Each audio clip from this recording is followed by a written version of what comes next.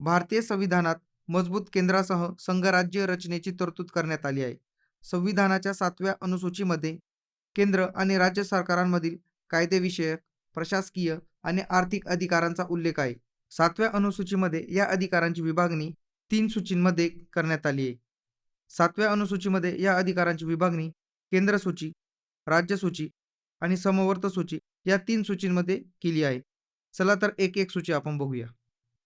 केंद्र सूची म्हणजेच युनियन लिस्ट. या सूचीत 98 विषय आहेत ज्यांवर फक्त केंद्र सरकार कायदे करू शकते. उदाहरणार्थ संरक्षण, परराष्ट्र धोरण, अणुऊर्जा इत्यादी. राज्य सूची म्हणजेच स्टेट लिस्ट. या सूचीत 59 विषय आहेत ज्यांवर राज्य विधिमंडळाला कायदा करण्याचा अधिकार आहे. उदाहरणार्थ पोलीस, सार्वजनिक आरोग्य, शेती आणि सिंचन इत्यादी.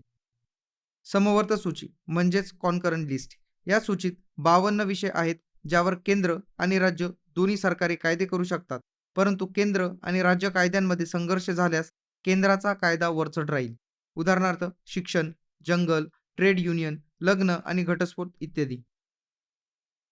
टॉपिकच्या पूर्ण माहितीसाठी या लिंकवरती क्लिक करा आणि TCS9 या आपल्या चॅनलला सबस्क्राईब करा.